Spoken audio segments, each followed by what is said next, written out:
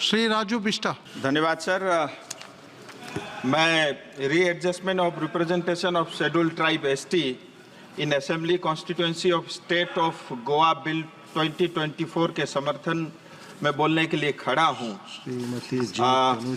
Sir, इस bill के बारे में काफ़ी चर्चा हो चुकी है और अगर समय रहेगा तो विस्तार से मैं भी अंत में विषय रखूँगा, लेकिन उससे पहले मैं सीधा अपने क्षेत्र यानी दार्जिलिंग तराई डूवर्स की बात रखना चाहता हूँ। सर, कल ही हम सब ने देखा कि संविधान को 75 वर्ष पूरे हुए हैं और संविधान के कारण समस्त भारत में हर एक समुदाय को जो है न्याय मिला है, लेकिन गोरखाओं का इतना कंट्रीब्यूशन होते हुए भी 75 साल से ज़्यादा समय हो गया देश को आज़ाद हुए, लेकिन आज भी गोरखाओं को वो न्याय जो सम्मान उनको मिलना चाहिए था वो आज तक प्राप्त नहीं हुआ। और ये जो देरी हो रही, मैं ऐसा मानता हूँ न्याय के बजाय उनके साथ अन्याय हो रहा है।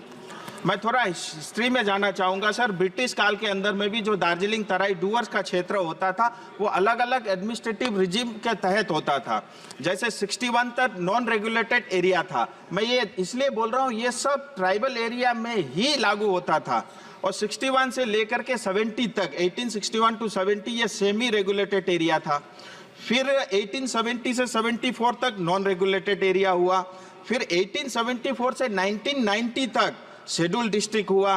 फिर 1990 से 1935 तक ये बैकवर्ड ट्रैक रहा और 1935 से लेके 47 तक ये पार्शली एक्सक्लूडेड एरिया रहा। इस तरह से अलग अलग एडमिनिस्ट्रेटिव सेटअप के अंतर्गत दार्जिलिंग तराई डूवर्स का क्षेत्र रहा। ये सारे स्टेटस ट्राइबल जहां बसते थे उन्हीं को मिलता था। फिर उसके बाद आप देखिए सर, 1931 और 1941 के सेंसस में भी Gorkha as a hill tribe जो है जाने जाते थे, लेकिन आज़ादी के बाद एब्जॉर्ब एरिया एक्ट के अंतर्गत 1954 को दार्जिलिंग तराई डूवर्स को जो है वो पश्चिम बंगाल के साथ उसको जोड़ा गया। और उसके बाद धीरे धीरे जैसे अलग अलग 18 सब ट्राइब होते थे, उसमें से जो है 7 अलग अलग सब ट्राइब जिसमें शेरपा, भूटिया, लेपचा, धुपका, योल्मो, तामांग और लिंबू को एसटी का दर्जा प्राप्त हुआ। लेकिन आज भी 11 उपजातियां गुरुंग, भुजेल, मगर, नेवार, जोगी, खास, राई, सुनवार, थामी, याखा, धीमाल अभी भी छूटे हुए हैं। और फिर मैं एक बात आपको कहना चाहूँगा सर, यहाँ हमारे यहाँ डेमोग्राफी बहुत तेजी से चेंज हो रहा है। इलीगल जो है बांग्लादेशी आते हैं, रोहिंग्या आने के कारण हमारा जंगल, हमारा पहाड़ और हमारी संस्कृति और यहाँ तक कि हमारी वेशभूषाओं के ऊपर में भी इसका असर पड़ा है और इसके कारण जो है अनेक कुरीतियां जो है समाज के अंदर में देखी जा रही है। आरजीआई ने भी 2-3 टिप्पणी की उनके पत्राचार में। मैं आपके माध्यम से आरजीआई और सरकार से भी पूछना चाहता हूं। आरजीआई कई बार ये कहता है कि नेपाल और भारत का इंडो नेपाल फ्रेंडशिप ट्रीटी है जिसके अंतर्गत रेसिप्रोकल है, यहाँ भी आ सकते हैं, वहां भी जा सकते हैं।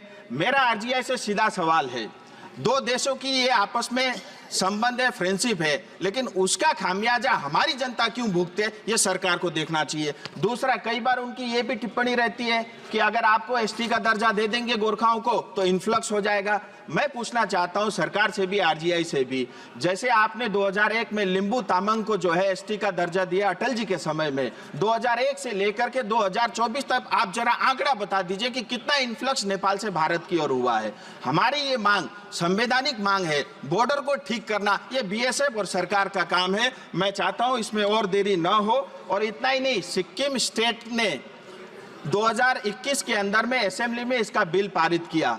2014 में पश्चिम बंगाल सरकार ने भी इसको इंक्लूड करने के लिए जो है एक प्रस्ताव पारित करके भारत सरकार को भेजा है। मोदी जी के नेतृत्व में 3 अलग अलग कमिटियां इसके अंदर इसको एसटी का दर्जा देने के लिए गठित हुई है और उसमें भी जो उनकी टिप्पणियां हैं वो भी इस चीज को सपोर्ट करती है।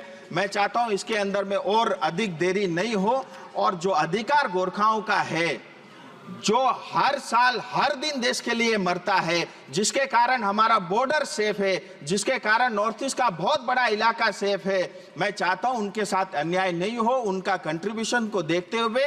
और क्योंकि ये जो पूरा दार्जिलिंग तराई डूवर्स का क्षेत्र है, आप देखिए एक तरफ बांग्लादेश है, एक तरफ नेपाल है, एक तरफ भूटान है, 50 किलोमीटर की दूरी पे चाइना है, चारों तरफ हम बॉर्डर में घिरे हुए हैं। और इस क्षेत्र को और वहां की लोकल पॉपुलेशन को मजबूत रखना और उनकी उनको बचाए रखना मुझे लगता है ये देश का भी कर्तव्य है और भारत सरकार का भी ये कर्तव्य है। मैं आपके माध्यम से भारत सरकार से मांग करता हूं कि जो भी देरी हुई है इसमें और देरी ना हो और गुरुंग, भुजेल, मगर, नेवार, जोगी, खस, राई, सुनवार, थामी, याखा, धीमाल, इन अलग अलग जो सब ट्राइब के गोरखाओं को इनको जो है इनका अधिकार मिले और इसमें सिक्किम सरकार ने भी बढ़ चढ़कर हिस्सा लिया है।